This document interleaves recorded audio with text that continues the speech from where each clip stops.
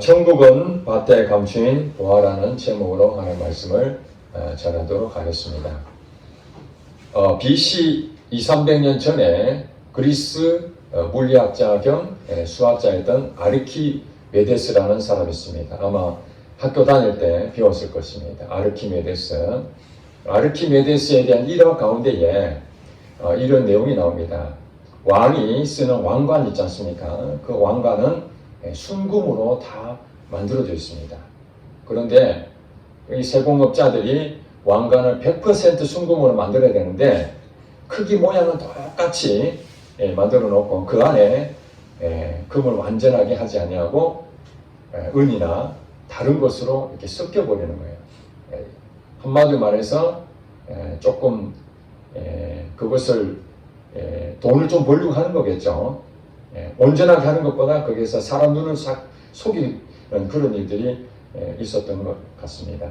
그래서 이 왕이 아르키메데스를 불러서 이 왕관이 순수하게 100% 금으로 만들어졌는지 이걸 과제를 준 거예요. 그걸 확인해라.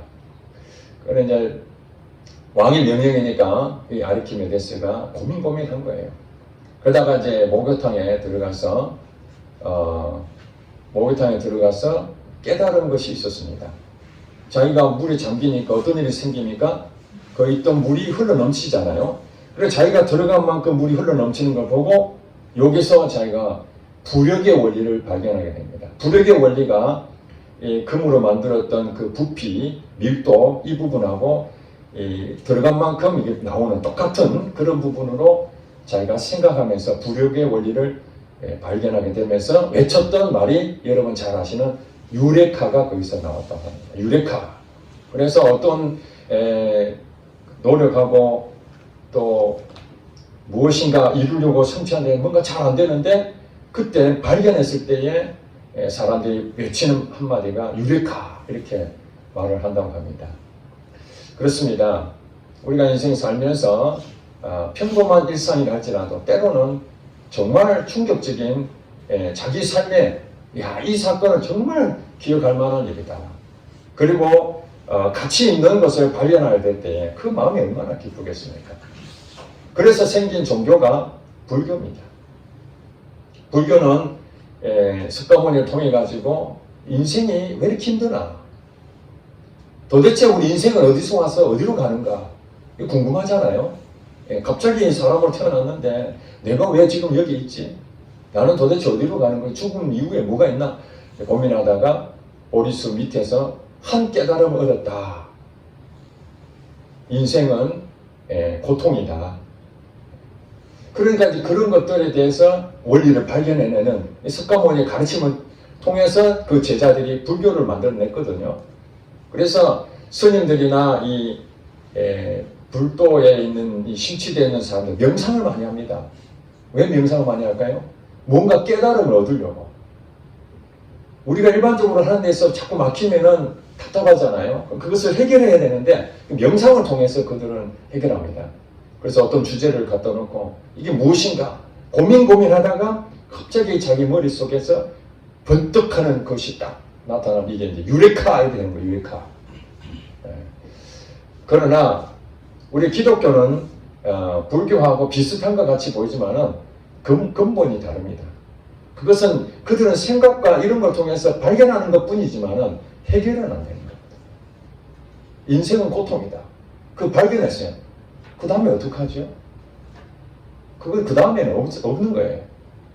그러나 기독교는 그 문제가 해결되는 것이 기독교입니다. 믿습니까? 네. 깨닫는 것으로 끝나는 것이 아닙니다. 그 깨닫는 것 이후에 우리 삶이 변화가 됩니다. 그러니까 유레카는 전혀 예상치 못했던 것을 발견됨으로써의 그 가치, 그 귀한 것을 얻었을 때 그 기쁨, 그걸 표현한다면은 여러분 또 산삼을 캐는 사람을 우리 신만이라고 합니다. 들어봐, 신만이. 신만이의 그 유일한 희망이 무엇이겠습니까? 산삼을 발견하는 거죠. 온 산을 뒤집니다. 그런데 저는 아직 산삼을 발견해 본 적이 없어요. 만약에 제 옆에 들이나 산속에 산삼을 발견한다 할지라도 제가 그것을 알 수 있을까요? 모르죠. 이게 그냥 자풀인지 산삼인지 저는 모릅니다. 그러나 이 산삼을 캐는 이 사람은 전문적인 지식을 갖고 있잖아요. 우리가 이것이 풀인지 산삼인지 구분 안 되지만 그 전문가는 이 산삼에 대한 것이 어떻게 발견되는지 그들은 알잖아요. 그런데 이 산삼이 쉽게 발견됩니까? 어렵게 발견됩니까? 어렵게 발견됩니다. 샅샅이 뒤져도 나오질 않습니다. 음지에 살고 어떤 때는 막 그냥 낭떠러지 근 때도 있고 그러니까 일반 사람들은 발견하기 어렵습니다. 만약에 여러분 누구든지 발견한다면 그걸 귀할까요? 별로 귀하지 않죠. 그리고 발견했다 하더라도 정말 힘들게 발견했다 할지라도 그것이 가치가 없다면 그게 무슨 소용이 있겠습니까? 즉 말해서 우리의 기쁨이 크게 되는 것은 굉장히 가치가 있고 귀한 물건일수록 그것은 큰 기쁨이 되는 것입니다. 제 인생 가운데에 누가 질문한다면 당신은 무엇을 가장 큰 것을 발견했습니까? 그 발견한 것으로 얼마나 큰 기쁨이 있습니까? 저는 자신 있게 말씀드리는 것은 저는 하나님을 만난 것이 제 인생 가운데 가장 큰 발견이다. 유력하다. 아르키메데스가 불의 원리를 발견한 그 이상으로 예수님을 나의 주인으로 만난 것이 그건 진짜 내게는 유력하였다. 그러면은 그 예수님 만난 것으로 끝나버렸다면은 무슨 의미가 있겠습니까? 저도 대학 가요제를 나갔습니다. 믿지를 않으시겠지만은 우리 학교 대학 가요제에 나가서 20개 팀이 참여했는데 무슨 상을 받았을까요? 상상이 안 가겠지만은 대상을 받았습니다. 물론 저 혼자 간 게 아니고 우리 후배하고 해서 3사람이 출전해서 대상을 받았습니다. 원래 이제 맨 마지막에 대상을 부르잖아요. 금상까지 하고 다음은 대상입니다 하고 번호를 탁 하는데 우리 번호가 탁 부러졌을 때 그 느낌이 유레카 이런 것처럼 기분이 막 확 그냥 거꾸로되는 거예요. 야, 정말 상상도 못했던 대상을 받게 되니까. 그런데 그게 일주일도 안 가더라고. 일주일 동안은 주변에서 축하한다 그러고 막 흥분되고 그 노래 한 것에 대해서 너무 자랑스럽고 그런데 시간 지나니까 그게 다 사라졌어요. 세상에 대한 기쁨은 분명히 있습니다. 돈을 많이 벌면 기쁨이 오죠. 지위가 높아지면 기쁨이 오죠. 여러분 직장 다니는데 진급했어요. 안 기쁠 사람이 어디 있겠습니까? 떨어졌을 때 힘들죠. 진급하면 기쁩니다. 그러나 이것은 시간이 지나면 다 사라져요. 근데 제가 만난 그 하나님은 그 이후로 제 삶이 이전에 있는 그 세상의 기쁨하고 비교할 수 없는 그런 기쁨이 있기 때문에 저는 인생 가운데 가장 큰 사건 발견이 무엇이냐 하면 당당하게 나는 하나님 만난 사건이 가장 큰 일이다. 왜냐하면 지금 계산으로 생각하면 거의 40년 전이거든요. 청년 때, 22살 때 주님 만나고 물론 그 중간 과정에 제 인간적인 생각도 있고 세상을 따라갈 때도 있고 하나님 말씀에 순종하지 못해서 좌절도 겪고 어려움도 겪고 이런 과정도 있었습니다. 그러나 그때마다 하나님께서 나의 미련한 자를 지혜를 주시고 예상치 못했던 지위를 또 높여주시고 제 능력으로 생각해 볼 것보다 훨씬 더 좋은 것을 주시는 하나님이신 거예요. 물론 저보다 훨씬 더 똑똑하고 또 잘난 분들, 재능이 있는 분들 너무 많지만은 제 자신을 볼 때 제가 가진 것보다도 더 많은 복을 주셨다. 그것은 오직 하나님으로부터 왔기 때문에 저는 너무너무 행복한 거예요. 오늘 성경 말씀을 지난주에 캄보디아 가기 전에 이번 주에 어느 말씀을 전해야 될까 고민하다가 본문 말씀을 그 전부터 묵상하고 있었는데 이번에 이 말씀을 전해야 되겠다고 결정했습니다. 마태복음 13장은 말씀은 천국에 대한 예수님 비유입니다. 제자들이 천국이 어떤 것일까요? 여러분 천국에 대해서 소망을 하지 않습니까? 예수를 안 믿는 사람들은 천국이 없다고 생각하니까 별로 관심이 없습니다. 그러나 예수를 믿는 사람들은 천국에 대한 소망을 분명히 가지고 있습니다. 여러분도 소망을 갖고 계시죠? 예. 천국은 근데 안 가봤기 때문에 잘 모릅니다. 사람들이 예수님 천국이 과연 무엇일까요? 천국에는 어떤 일이 있을까요? 그래서 예수님께서 우리 사람들 기준으로 보이지 않기 때문에 아무리 설명해도 알아들을 수가 없어요. 가보지 않으면 모릅니다. 그러니까 예수님이 천국은 마치 이와 같다 하고 우리들이 살고 있는 이 세상의 눈에 보이는 것을 비유로 가져와서 설명을 쭉 합니다. 그 가운데 오늘 본문 말씀 읽었죠. 44절에 보니까 천국은 마치 밭에 감춘 보화와 같다. 천국에 대해서 예수님이 이제 설명하는 거예요. 여러 가지 중에서 한 가지가 바로 밭에 감춘 보화다. 천국이 그렇다는 거예요. 이 보화는 귀한 재물을 말합니다. 가치가 있는 물건을 이 보물이다, 보화다 이렇게 말하고 있습니다. 그래서 예전에 전쟁을 많이 했지 않습니까? 6.25 전쟁이라든지 또 세계 제2차 세계대전이라든지 그 이전에 나라마다 전쟁하면은 배를 이제 타고 다닐 때가 많잖아요. 그럼 그 안에 보물들이 많이 있었어요. 그래가지고 배가 침몰하면은 지금이야 장비가 있으니까 끄집어 올릴 수 있지만 옛날에는 없잖아요. 그래가지고 거기에 빠져있는 그 배를 최근에 건져보니 그 안에 보물이 막 수두룩한 거예요. 아마 제가 알고 있기는 한 7, 80년 전에, 한 7, 80년대에 우리나라도 신안 앞바다에서 아주 오래전에 그 배가 깔아앉았던 걸 찾아냈는데 도자기라든지 뭐 어마한 이 보물들이 거기에서 발견이 된 거예요.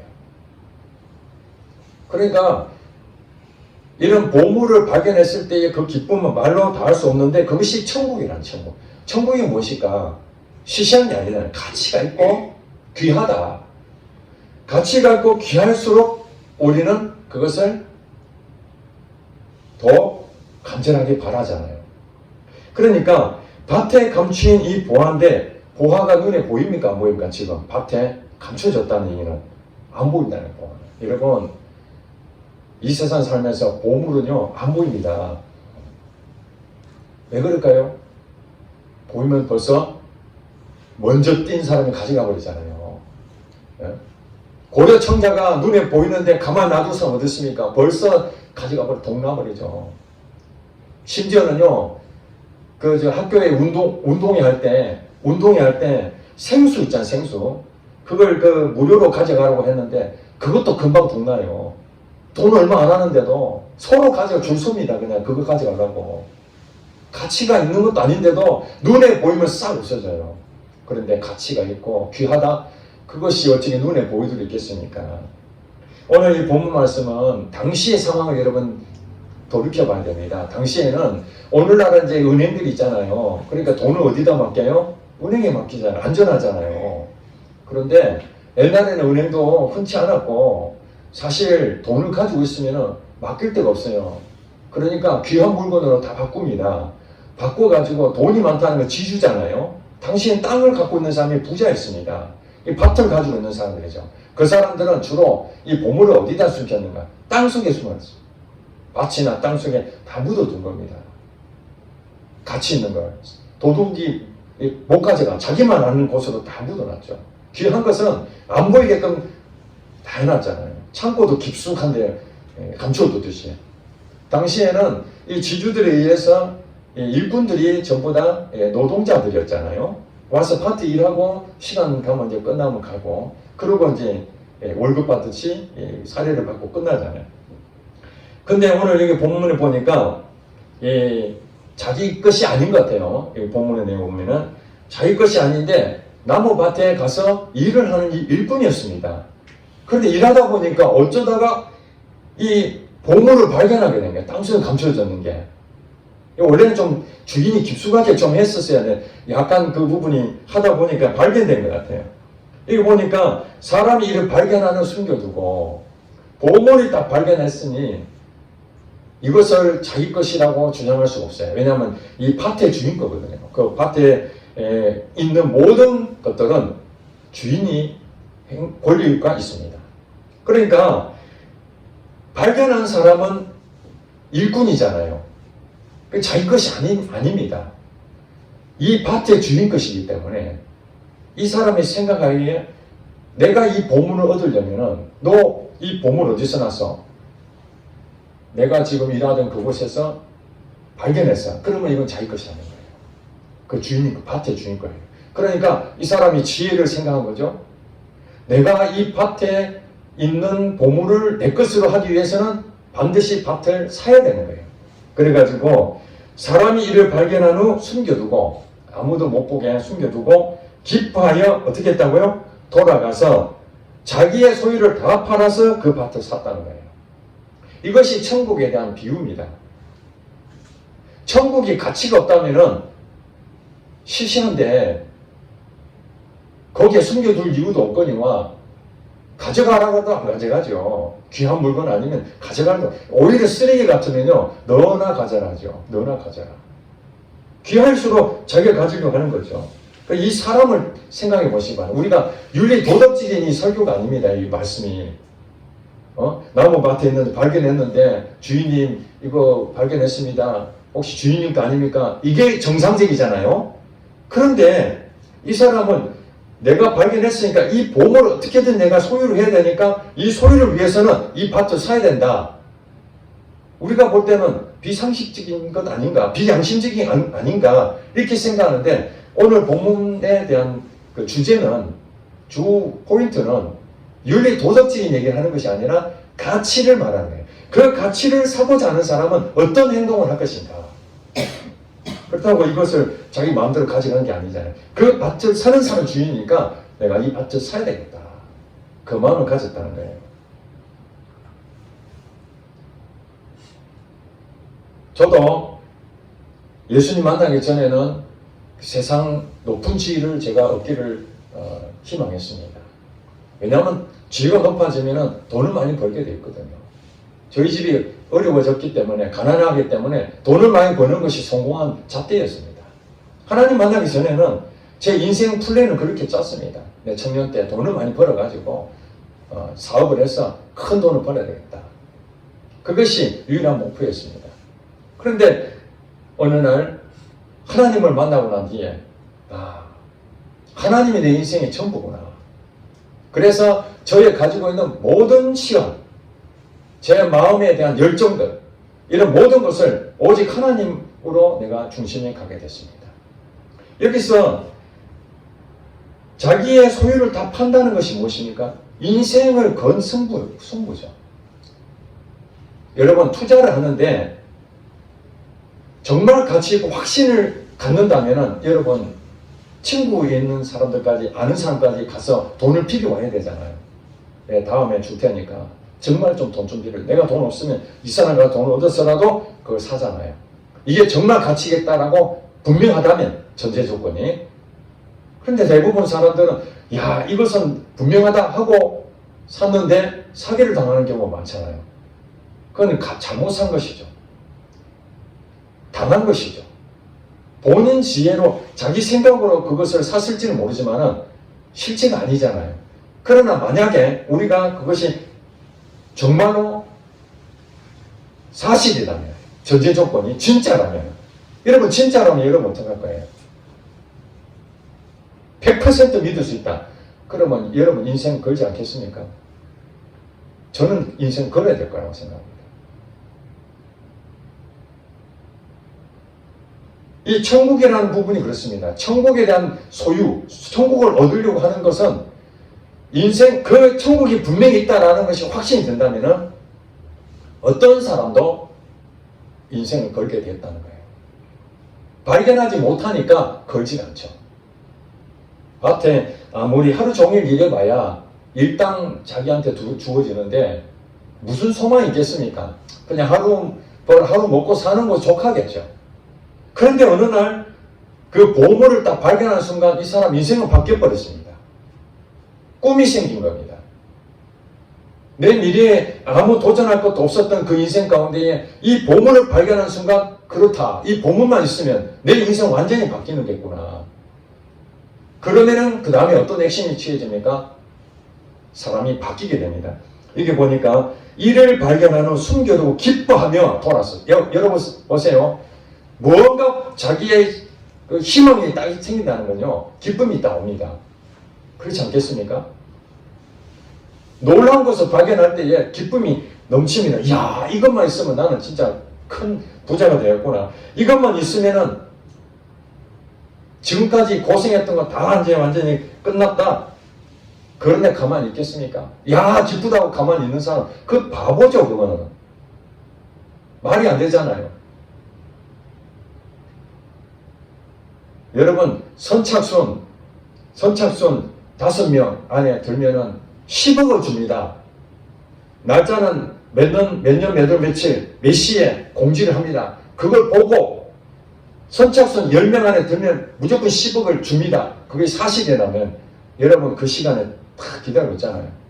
야, 그동안 내가 이렇게 살았는데 10억을 받을 수 있구나. 내가 빨리 그냥 클릭하면은 10억을 벌겠구나. 그런데 알고는 있었는데 그 소식 그대로 좋았는데 그걸 선착순 그 부분에 전혀 참여하지 않는다면은 그 10억을 준다는 의미가 무슨 소용이 있겠습니까? 오늘날 마찬가지입니다. 예수님 만나면은 인생이 바뀝니다. 하나님 만나면은 우리의 삶이 그 전의 삶과 그 이후의 삶이 완전히 달라집니다. 그렇게 소식을 들었습니다. 에이, 그럴 리가 있겠어. 지금까지 살아보니까 그런 경우는 없는데. 그런데 여기도 그런 사람 있고 저기도 그런 사람 있고 막 사람들이 나 예수님 만나고 인생 바뀌었다는 사람 막 나타나니까 야, 나도 한번 해볼까? 그런 소식을 듣는다 할지라도 거기에 대한 확신을 갖지 않는다면 사람들의 행동은 어떡할까요? 안 움직이는 게 안 움직여. 우리가 복음을 막 전하잖아. 예수 믿으세요. 그래도 움직이지 않는 사람들은 확신이 안 든 거예요. 이게. 내 인생 전부를 걸어내겠다라는 이 확신이 없으니까 유레카 이런 부분이 안 나타나니까 팔짱 끼고 지켜보는 사람들. 그래, 조금 더 생각해보고 이 투자를 안 하는 거죠. 그러나 하나님 진짜 만나게 되면은 그렇게 살 수가 없습니다. 완전히 바뀝니다. 이번에 캄보디아 여러분 기도해 주시고 이렇게 힘써 주셔서 일주일 동안 캄보디아 선교를 잘 다녀왔습니다. 거기 갔더니 이제 현지 목사님들, 캄보디아 분들이죠. 현지 목사님들을 중심으로 집회를 하고 그 다음에 흩어져서 그 마을에 전도를 나눴습니다. 몇 사람씩 이렇게 팀을 짜가 전도를 하고 했는데 이 코로나로 인해 가지고 코로나 이전에 그래도 어느 정도 만약 20명 정도 됐다면은 코로나 이후에 절반이 다 이제 없어졌고 10명이 남아있고 한 60명이면은 한 20명 정도 남아있고 코로나가 전 세계에 영향을 그 나라까지 다 우리나라 마찬가지로 그 나라도 미쳤었습니다. 그래 이제 그 목회자 현지 목사님 그분이 이제 간증을 하는 시간 제가 들었는데 그분은 하나님을 몰랐다는 겁니다. 여러분 아시다시피 캄보디아는 기독교 국가가 아닙니다. 불교 국가입니다. 앙코르와트라고 들어보셨죠? 세계적으로 유명한 그 정말 우상 숭배하는 불교 문화죠. 그러니까 우리가 예수님을 만나면은 인생이 바뀝니다. 그렇게 말을 해도 한 귀로 듣고 흘리고 잘 믿지는 않습니다. 그리고 이 목사님도 결혼을 했는데 결혼하고 난 다음에 자기 사모가 먼저 예수님을 영접을 했습니다.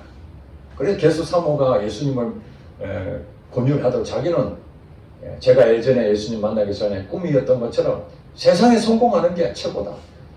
친구들 만나는 거 즐겁고 재미 좋은 것들 추구하고 또 돈 버는 거 이게 더 중요하지 예수님이 내하고 무슨 상관이 있어. 보물로 생각 안 하는 거죠. 하찮게 생각하는 거예요. 그래서 사모님이 열심히 기도하고 예수님을 또 소개하고 사모님 변화되는 모습을 보면서도 그래서 끝까지 자기는 예수님에 대해서 확신을 못 가지니까 믿지를 못했는데 어느 날 몸이 안 좋아가지고 병원에 갔더니 대장암. 오래 못 살 것 같다. 그때 정신을 바짝 차린 거예요. 내 인생 한참 남았는데 세상 즐기면서 성공하고 그렇게 사는 그 가치에 자기 인생 전부를 걸었는데 지금 내가 몸이 아파서 이제 얼마 못 살면 끝이지 않습니까? 죽음이 오는 거예요, 이제. 그때에 처음으로 자기 아내가 예수님 믿으면 당신 새 인생을 살 수 있다. 천국이 있다. 그런 얘기가 귀에 들어오기 시작한 거예요. 그때부터 하나님 살아계시니까 나를 좀 만나주세요. 나 좀 도와주세요. 그래서 하나님을 만나게 되는 겁니다. 보물을 발견하게 된 거예요. 땅속에 감추어진 보물을 그때서 찾게 된 거예요. 그러면서 바로 내가 하나님의 나라를 위해서 내가 주의 종이 되겠다. 그래서 신학을 가서 지금 감리교 목사님이신데 가서 보니까 우리는 그래도 이렇게 시설이 작은 교회지만 시설이 이렇게 멋지게 만들어놨잖아요. 거기는 그냥 스레트 그냥 창고 비슷하게 밑에 바닥도 이렇게 깔아놓은 것도 없어요. 그냥 우리 일회용이 아니라 플라스틱 그 있잖아요. 등 있고 플라스틱 그 의자 접어놓는 의자. 우리 피서지 가면 있는 의자들 있잖아요. 그거 그냥 쭉 깔아놓고 거기서 예배드립니다. 성도가 한 20여 명 정도 되는 그런데 여러분 돈이 있으니까 뭐 지위가 높아지니까 아무것도 없는데 하나님 만나고 난 뒤에 이 작은 교회의 성도들을 눈물로 섬기면서 자기 소유를 다 팔아 그 보물을 사는 거예요. 밭을 사는 것은 그 보물을 사는 것이거든요. 밭을 삼과 동시에 그 보물이 내 것이 되는 거예요. 인생은 그 가치를 깨닫고 난 다음에 그 이전의 세상 것들은 무가치하다는 것을 느끼게 된 것이죠. 그래서 그 힘든 가운데서도 기쁨으로 복음을 전하고 근데 이번에 우리 선교팀이 가서 큰 어떤 열매가 하나 있었는데 그 사모님이 그 목사님 그 사모님이 부모님이 계시는데 바로 옆에 살더라고요. 근데 그 부모님은 교회를 지금까지 안 나온 거예요. 벌써 사모님과 목사님은 교회 다닌 지 한 20, 30년 됐으니까 목사도 됐고 사모도 됐으니까 부모님이 교회를 안 다니시니까 끊임없이 복음을 전했는데 정말 마음에 다쳐서 하나님을 전혀 부인하고 했는데 이번에 저희 팀이 가가지고요. 그 사모님하고 그 부모님 가서 복음을 전하고 영접기도 시키고 하나님 만났어요. 그 두 분이. 그래가지고 사모님이 눈물을 글썽글썽 하면서 이번에 우리 선교팀들이 오셔가지고 한국에서 선교팀 오셔가지고 우리 부모님이 예수님을 영접하게 됐습니다. 너무너무 감사합니다. 눈물을 막 흘리더라고요. 이게 열매가 나타난 거예요. 그동안에 얼마나 많은 답답했지 않겠어요? 밭에 감춘 이 보화를 설명하는데 뭘로 설명이 안 되잖아요. 눈에 보여줄 수가 없으니까. 내가 만난 예수님, 내가 만난 하나님을 정말 설명하는데 그 부모님 입장에서 생각할 때 확신이 안 되니까 가치가 없게 생각했는데 이번에 드디어 하나님 그 마음의 문을 열고 영접해서 주님을 만나는 이제 기회가 된 것이죠. 발견하게 됐죠.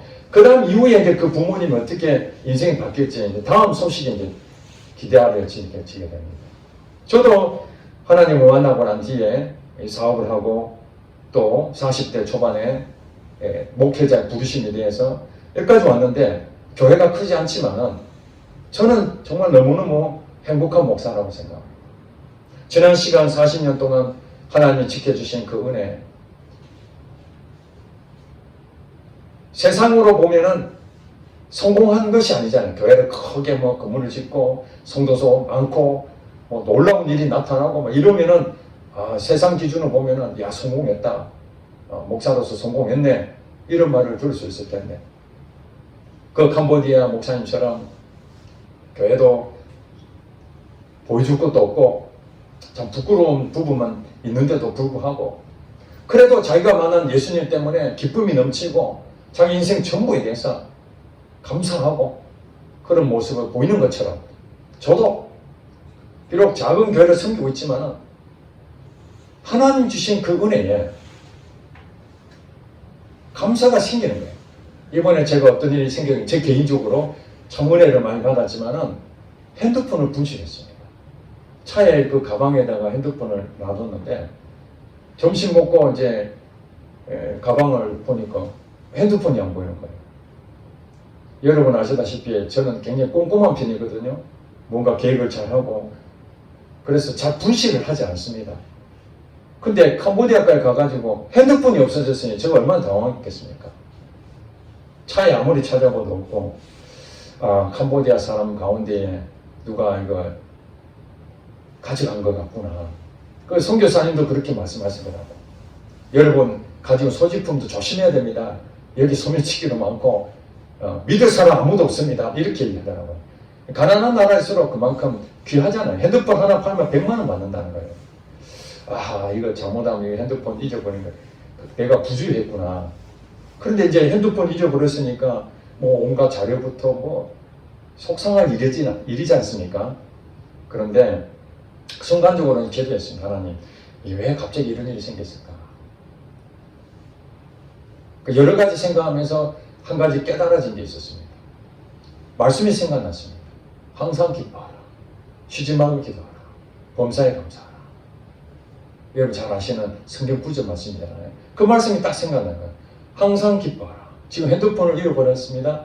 이게 항상에 들어가잖아요. 기뻐하라. 그렇구나. 하나님 핸드폰을 잃어버렸지만은 기쁨이 내게 필요하구나. 그래서 평안을 하나님 주신 것을 감사했어요. 핸드폰 잃어버린 거에 대해 속상하지만은 그래 핸드폰은 또 사면 될 것이고 그래도 그때 제가 깨달은 뭐냐면요. 핸드폰을 잃어버렸지만 오늘 이 캄보디아 영혼들이 복음을 전해서 영접 기도가 다 시키거든요. 캄보디아 말로 다 써져 있는 것을 제가 읽어드리는 겁니다. 예수님은 당신을 사랑합니다. 예수님 당신이 죽었습니다. 그러면서 영접 기도를 시키고 따라하세요 하고 아멘. 그리고 이제 난 교회 다니겠습니다. 그러면 메모하고 영접했으니까 교회 다니겠습니까? 예, 다니겠습니다. 그러면 이제 다 메모해가지고 그 현지 목사님한테 전해주는 거죠. 제가 그 마음 들 거예요. 핸드폰은 잃어버렸지만 한 영혼을 찾았다. 캄보디아에 있는 한 영혼을 찾은 것이 얼마나 큰 기쁨인가. 예수님이 비유 가운데 양 100마리가 있는데 잃어버린 한 마리의 영혼을 찾기 위해서 온 산을 뒤지는 그게 이 영계회잖아요. 하나님 그걸 깨닫게 하신 거예요. 핸드폰은 잃어버리지 않았다면 그 생각이 안 났을 텐데 핸드폰 나의 소중한 거라고 하지만 잃어버렸지만 한 영혼을 찾은 거에 대해서 너무너무 기뻤어요. 그래서 전혀 거기에 대해서 실망하거나 낙심하지 않고 있는데 나중에 보니까 우리 앞에 갔던 팀들이 제 차에 선반 위에 그 가방이 핸드폰이 이렇게 가방에 완전히 잠궈야 되는데 핸드폰이 좀 커가지고 조금 빠져나왔던 모양이에요. 그 차가 계속 덜컹덜컹거리니까 핸드폰이 떨어질 찰나에 뒤에서 그거 보고 발견하면서 그걸 핸드폰을 갖고 거기에다 꼽아두면 또 떨어질까봐 그걸 갖고 다른 데 전도하고 나가버린 거예요. 나중에 갖다 주려고. 그럼 저는 이제 이 사실을 모르니까 분실된 거죠. 나중에 보니까 그쪽에 한 목사님이 핸드폰을 제 걸 가지고 돌려준 거예요. 이 사건은 우리 일상에서 가끔씩 있는 일이지만은 제가 이제 천국을 누린 삶이죠. 하나님을 만나지 않았다면은 그게 어떻게 감사가 생기고 기쁨이 생길 수 있겠습니까? 하나님 말씀이 천국을 누리는 거더라고요. 이 말씀 자체가. 예수님을 발견하니까 천국이 어디 있느냐? 저 하늘 아래 있다. 그 당시 사람 다 그렇게 생각했는데 예수님 뭐라냐면은 아니다. 천국은 밭에 감춘 보화와 같은데 숨겨두고 돌아가서 자기의 소유를 다 팔아서 그 밭을 사는 천국은 내가 소유할 수 있다는 거예요. 지금. 그러면 어떻게 소유가 되느냐? 천국은 어디 있다고? 여기 있다 저기 있다가 아니라 너희 안에 있다. 천국은 너희 안에 있다는 거예요. 그 예수님이라는 그분을 내가 만나게 되면은 그 예수님이 보물이거든요. 보물. 그게 어디 나오는가? 베드로전서 2장 4절에 보면은 보배로운 산돌이다. 예수님에 대해서 보배로운 산돌이다. 보물이다. 보물. 살아있는 돌이다. 그 살아있는 돌이 건축물의 모퉁이 돌인 거예요. 그 모퉁이 돌을 기초로 해가지고 그 다음에 벽돌이나 이런 것들이 다 이렇게 해가지고 큰 건물을 짓게 돼. 그러니까 예수님이 중심이 되네요. 그 돌이 가치 없는 돌이 아니라 중심이 되는 돌이기 때문에 보배로운 돌이라는 거예요. 우리 인생 가운데 우리가 건물을 이제 지어가잖아요.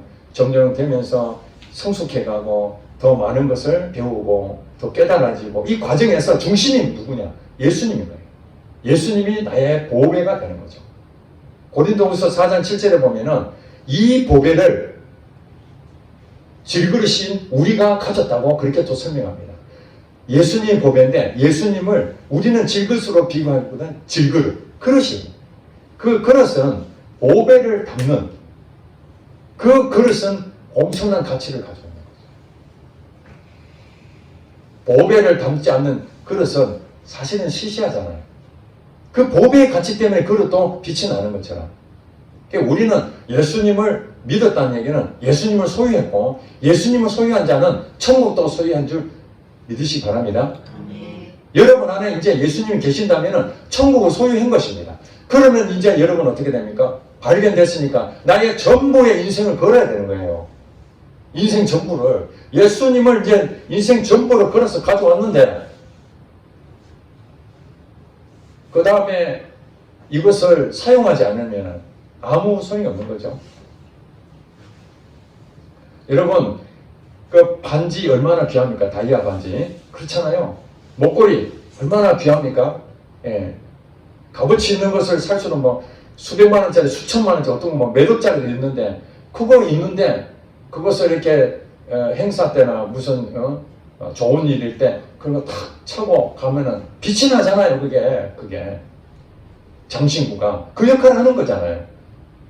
그런데 그것을 장롱 서랍 속에 깊숙이 한 번도 사용하지 않고 깊숙이 그 있으면은 이게 장신구 역할을 하지 않는데 그 가치는 있을지 모르지만 그것을 하나도 사용하지 않는다면 그게 무슨 의미가 있겠습니까? 예수님 믿음으로 발견돼서 야, 나 정말 예수님 믿어서 너무너무 행복해 그랬는데 그 예수님에 대해서 전혀 그것을 기쁨도 누리지 못하고 세상 사람 똑같이 걱정하고 근심하고 세상에 추구하고 세상에 좋은 데로 가고 교회 와도 어쩔 수 없이 오고 이런 식으로 해가지고는 예수님이 진짜 그 사람 안에 계시는가 천국이 있겠는가 그렇게 생각할 수 있겠습니까? 아니잖아요. 그래서 여러분들이 하나님의 말씀을 읽으면 기쁨이 생기잖아요. 여러분이 그것이 하나님을 통해서 이 보물을 하나씩 하나씩 더 발견하는 거예요. 여러분 그 밭에 가면은 보물을 있지만은 밭에 여러 가지 있잖아 또. 그 안에 또 다른 것도 있을 수 있고 내가 가지고 있는 것을 최대한 누릴 수 있는 그런 부분이 이 신앙생활 하면요 말씀이 하나만 있는 게 아니잖아요. 수도 없이 많잖아요. 그거 다 감춰졌어요 이게. 그래서 예수님 말씀하신 천국은 감춰졌다. 천국에 눈이 열린 사람만이 그것을 얻는 것이지 아무나 천국을 발견할 수가 없다. 그리고 예수 안 믿는 사람들한테는 계속해서 천국에 대해서 이게 뭔들 알지를 못하니까 확신이 안 되니까 그 값어치를 모르니까 거의 뭐 포기하다시피 하죠. 그런데 예수를 믿는 사람들은 그 가치를 아니까 발견한 후에 자기 인생 전부를 거는 거예요. 그럼 어떤 일이 생기느냐. 정말 하나님의 은혜 가운데에 누림이 생기는 거죠. 그 가치 귀하고 가치 있는 것을 통해서 여러분 인생이 바뀌게 됩니다. 지위가 높아서 얻어지는 것도 있고 지위가 없어도 천국을 누리는 거예요. 이 땅에서 천국을 누리는 것입니다. 예수 믿는 그 순간부터 천국은 이미 시작되었느니라. 죽어서 가는 천국만이 아니라 여러분 예수를 믿었다는 그 자체가 천국입니다. 여러분 일터가 천국이 되기를 원하십니까? 여러분이 먼저 천국을 소유해야 됩니다. 천국을 소유하기 위해서는 예수님을 먼저 만나야 됩니다. 그러면은 천국이 여러분 안에 있습니다. 그러면 여러분 일터의 가운데 어떤 일이 일어나더라도 여러분 천국을 누릴 수가 있습니다. 돈을 잘 벌든 돈을 잘 못 벌든 회사가 좋은 회사든 나쁜 회사든 상관없이 여러분이 천국을 소유하고 있는 한 그 일터는 천국이 될 것입니다. 가정도 마찬가지입니다. 여러분이 천국을 가지고 있으면 그 가정도 천국에 누려집니다. 여러분 교회도 크든 작든 여러분이 천국을 가지고 있으면 이 교회도 천국으로 바뀌어질 줄은 믿습니다. 그것은 다른 것이 아닙니다. 여러분 자신입니다. 여러분 자신이 정말 하나님을 만나야 되고, 그 하나님 만나게 되면 천국을 가지게 되고, 그 천국을 누리게 될 때 여러분이 이 땅에서 복을 받는 거죠. 이 세상의 복은 다른 게 아닙니다. 예수 만나는 게 제일 큰 복입니다. 그리고 천국을 누리는 자가 큰 복입니다. 그 천국을 누릴 만큼 여러분 하나님께 영광이 될 것이고, 우리에게는 하나님의 은혜가 주어질 줄로 믿습니다. 기도하겠습니다.